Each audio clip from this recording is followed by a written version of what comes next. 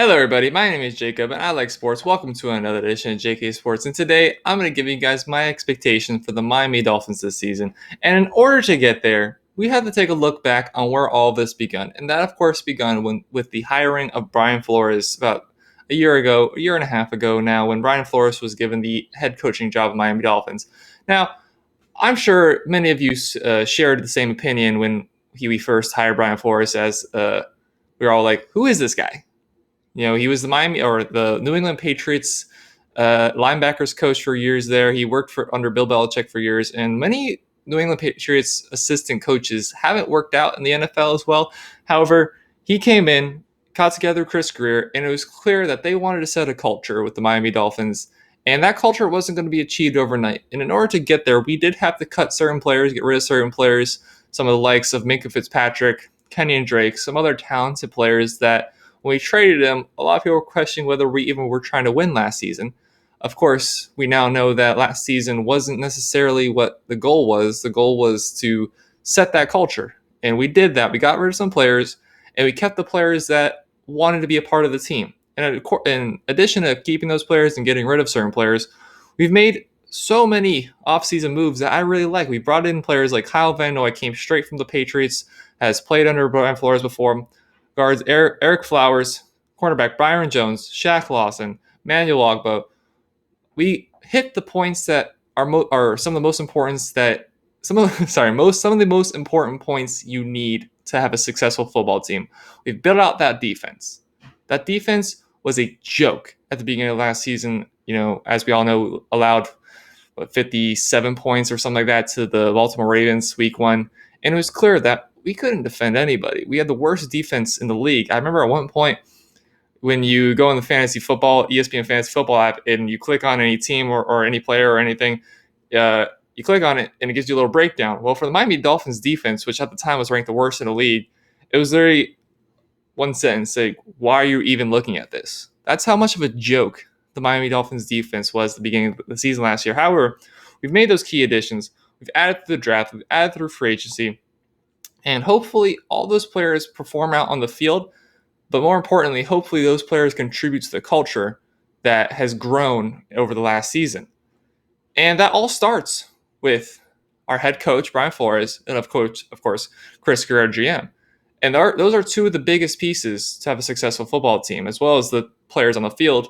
It needs to start from the top. Now, ownership, Stephen Ross, he's been over the years. However, recently he's done more to stay out of the football operations and has hired people that we have all now come to trust, Brian Flores, Chris Greer, to make those important decisions. So we have the GM right. We have the coach right. We have the quarterback of the present correct, being Ryan Fitzpatrick, a great bridge quarterback who is not insecure about his role. He knows his role is to fill the place for the future quarterback. He knows he's only going to be here on a temporary basis, and he doesn't care.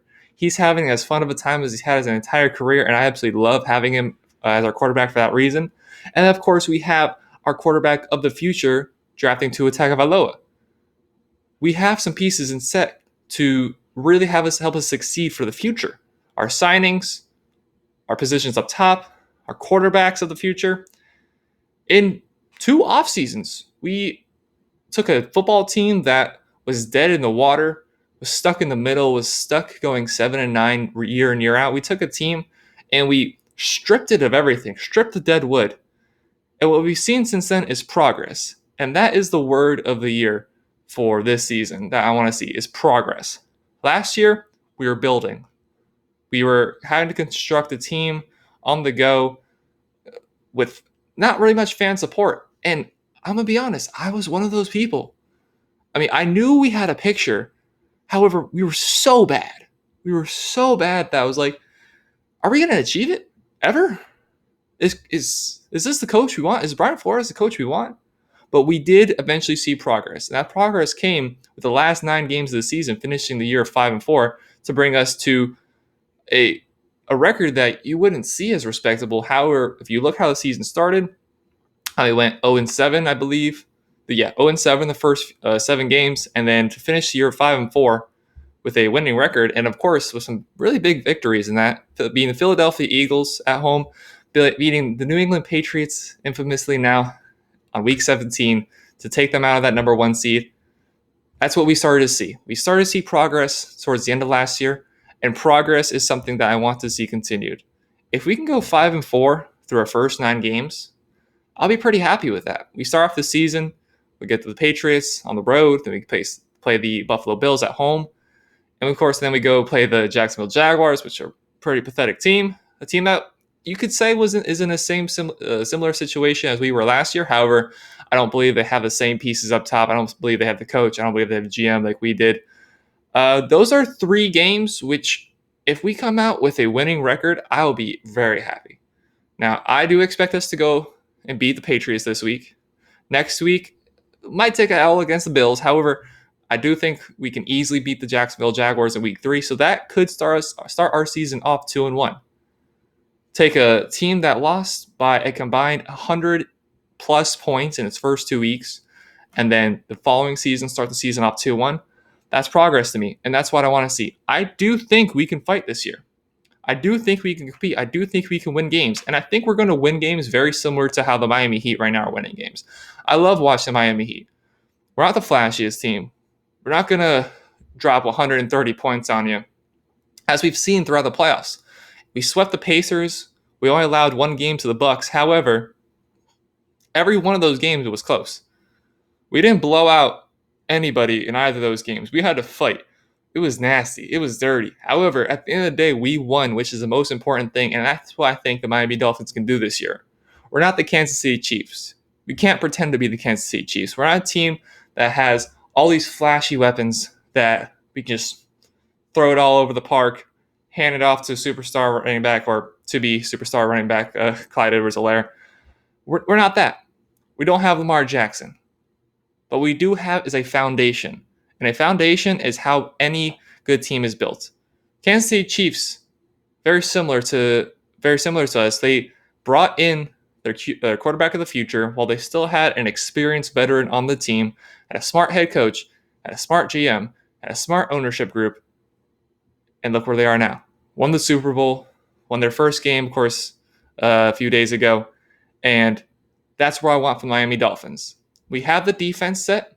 We have a much improving offensive line. Now, we have our QB of the future. That's the base. Defense, offensive line, quarterback. That's what you need to set first, and then we can put flashy weapons around. Then we can get them a superstar wide receiver, superstar running back. Our secondary is arguably one of the best in the league, having 3 corners that I really love, of course, being Byron Jones, Xavier Howard. And I've heard a lot of good things about Noah Igbenogany. I think I nailed that. I've heard great things about him through camp so far. So we have 3 lockdown corners in a man-to-man defense that is going to hold teams. We're not going to allow a lot of points this season, hopefully. And like I said, it's not going to be flashy. It's not going to be sexy. But I know we can win. And I think we can win enough to get to the playoffs. We have a pretty decent roster. It's hard to really believe that, but our roster is pretty decent. And with the play style we have, with the heart we have, I do believe we can make it to the playoffs. And something I really love about this team is how much we buy in. Last year, we didn't have a lot of talent. Even when we were winning, we still didn't have a lot of talent. We arguably had a worse team on paper week 17 than we did week 1 with the people that we traded throughout the season. We had a worse team.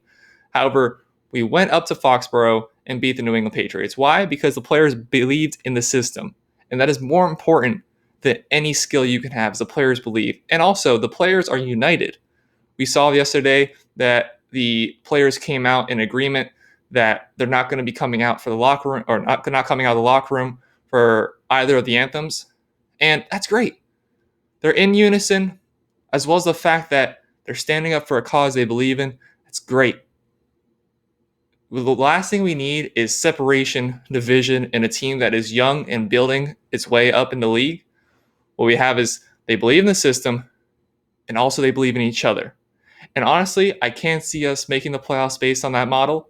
Now, we'll see what happens at quarterback this season, because we do have the quarterback of the present and the quarterback of the future. However, eventually it's going to get to a point where the quarterback of the future needs to be the quarterback of the present. And I think we could manage to roll out this season with Ryan Fitzpatrick every single week in, week out, However, if we can get a chance to get Tua in there, we have a stretch of games where we play the Jets twice, play the Cardinals, and then a few weeks later play the Kansas City Chiefs, which will be a little harder. However, we get those easy games in for them, and then we can bring Tua in with those easy games, and then have him go on to play the likes of Kansas City, Buffalo Bills after that.